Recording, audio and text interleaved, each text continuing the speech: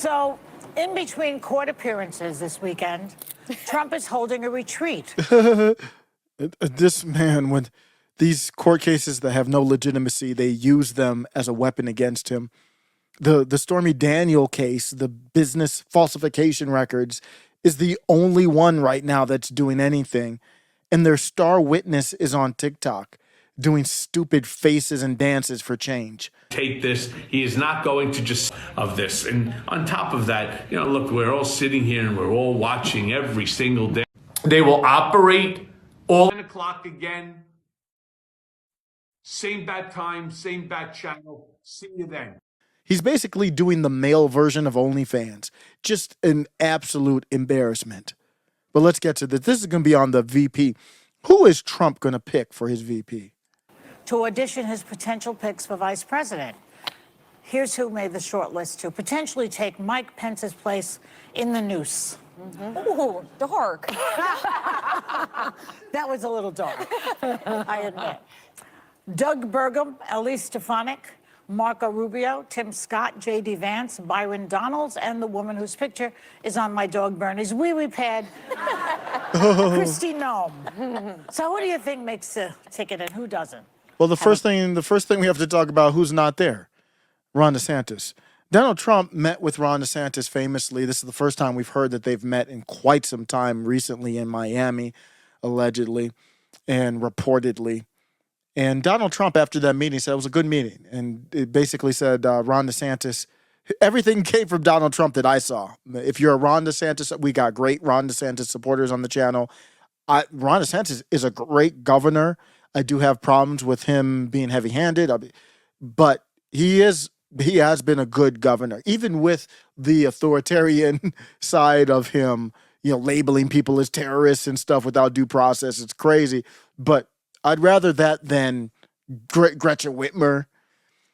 He's been good, but after that meeting, all the stuff came from Donald Trump. Donald Trump said Ron DeSantis was enthusiastic to support him. You know who I didn't hear was enthusiastic to support Donald Trump? Was Ron DeSantis. I still haven't heard it. Tell me, Ron DeSantis supporters, am I missing something? Tell me.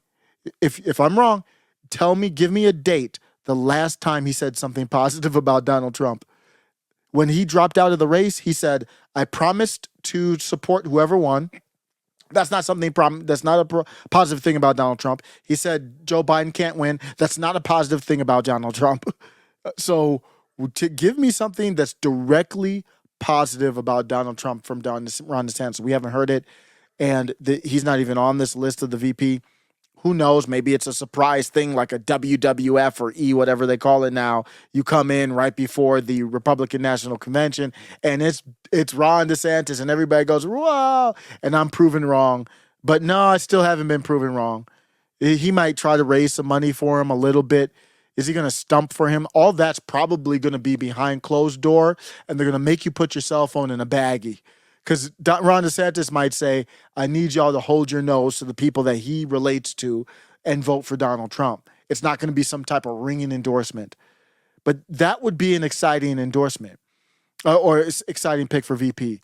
What we have here with these people that have been named, no excitement. Doug Burgum.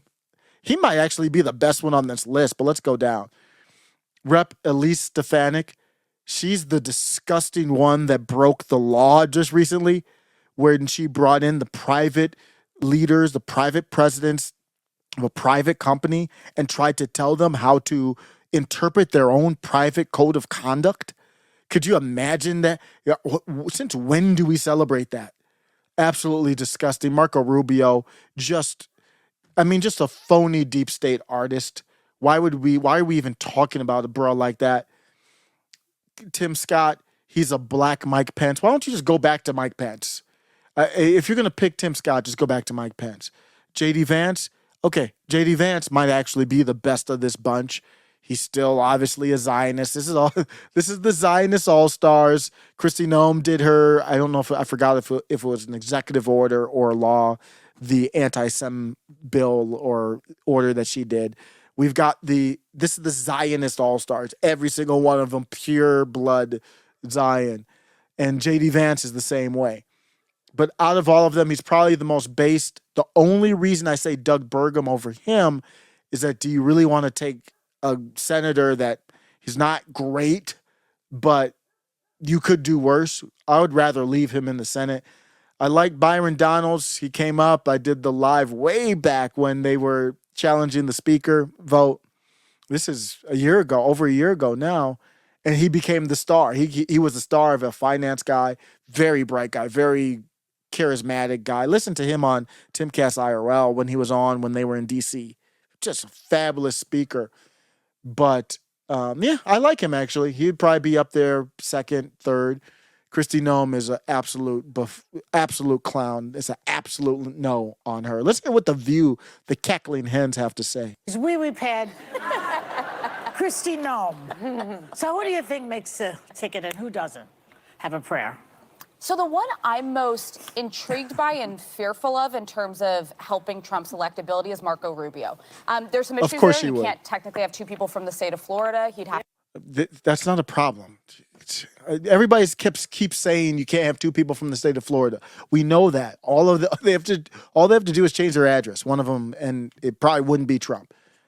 And it's done. So that's not a problem. She's going to say that there, but of course she would say Marco Rubio. And I have not watched this. She's going to say she likes Rubio, but she wants to make sure that he stays a neocon. Watch. They just want him to be Nikki Haley. to change his residence. But this is also someone who in 2016 vehemently opposed Donald Trump and has spent all of his time since then trying to get back into his good graces. What Trump is going to be looking for is four things. Someone who can raise money. He's behind in the money trail. He needs somebody who can go out That's a good point. and do that. Someone who's a great surrogate. So when he's sitting freezing in a courtroom, he can have somebody crisscrossing swing states and out campaigning. That's why he has Byron Donalds. Let's look at it from the. That's a great. She's breaking it down really well there so far. So money. Who's going to be the best on there to raise money? I'll have to look into it. So that's not Byron Donalds, I don't think. J.D. Vance is connected. Peter Thiel guy, I believe, and so J.D. Vance he's a strong on number one. Marco Rubio, he's a sleaze. He can raise money with the best of them. When you talk about money raising, you're looking at Rubio and J.D. Vance on that stage. Then maybe Tim Scott, but I don't know. Yeah, he would be above the others probably, but. And then the next one is a good surrogate. Who's the good surrogate? Not Tim Scott.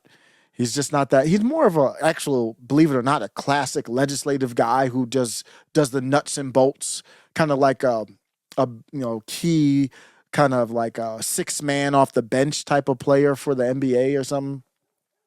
Kristi Noem is so dry and awful. J.D. Vance is very good at that. Byron Donalds. So J.D. Vance is rising quickly. He's got the money and he's a good surrogate. If he weren't in he's in Ohio. He's at the top so far. Farting in a courtroom. Allegedly. But also, they've basically given up on making inroads with female voters beyond what they already have. So they're looking at the numbers that they could pick up with black men and Latino men. And they have some data to suggest that they can make improvements. So Marco Rubio could potentially be helpful there. No, he's not helpful there. And I don't think they're giving up on the suburban women. I don't think they should. Trump needs to be an alpha. I've said it before, and I'm going to be crass here, but I'm saying it because it's important. She brings it up. This is The View. This is a suburban woman type show. I used to watch this show, believe it or not. When I was at home, I worked a shift where I started work at 4 p.m. and I'd be up. I'd go over to my parents' house in Ohio, and my mom and I would watch The View. This is back when The View was good. I think Barbara Walters was on there. It was actually a really good show. We enjoyed watching it. But I don't think, no, let's bring this back. I wanted to correct this. Can make improvements. So Marco Rubio could potentially be helpful there. And then I think they need someone who seems mainstream. So the crass part of it, they're talking about Marco Rubio helping him with the blacks or really with the Latinos with him. He's a hip hop guy. I kind of like that. He listened to hip hop. So did Byron Donalds, but that's irrelevant. I would say suburban women want an alpha. They're the types that want to be suburban. They want an alpha, behind closed doors. They won't say it publicly. They won't back Trump publicly. But behind closed doors, they want someone to bend them over and take control. And not in a negative way, in a consent way, But that's to me what they want behind when you close that bedroom door. They want that pop politically. So Trump being that alpha fits it. So if you're looking at the alpha there for the suburban women, you don't really have one there. It's probably Byron Donalds is probably the closest. I'm not saying they're not alphas, but that personality. But Donald Trump doesn't want that for a VP. So he doesn't want someone to overshadow him as a VP. So that might hurt someone like Byron Donalds a little bit because he's a shine guy. And like an adult in the room. And Marco Rubio is beloved by Republicans. If I took away the fact that he's now a Trump defender and has flip-flopped on him, I agree with him on 85% of issues. I remember seeing him in 2012. He was the most compelling speech at the convention. He had this line, "My dad's bartending at the back of the room so I could be the guy speaking at the front of the room." He scares me on a ticket. That's something that I think a lot of people would be like, I don't like Trump, but you know what? I trust Marco Rubio. Why does she say that? Why does it? She is weird. What's the delicate thing? So I don't understand the rule They about would have to forfeit the delegates. Yeah, but I mean, they did not. No, they don't. Stop. Okay. Well, my takeaway from it is that based on breaking it down, she was going to break down 4. She didn't get to all 4, but I think looks like to me you would pick J.D. Vance, believe it or not. I don't know if they've got another person in Ohio to kind of backfill for him. That would cause a void in the Senate. But let's say take the void in the Senate out of it. J.D. Vance has a very good chance here. Middle MAGA.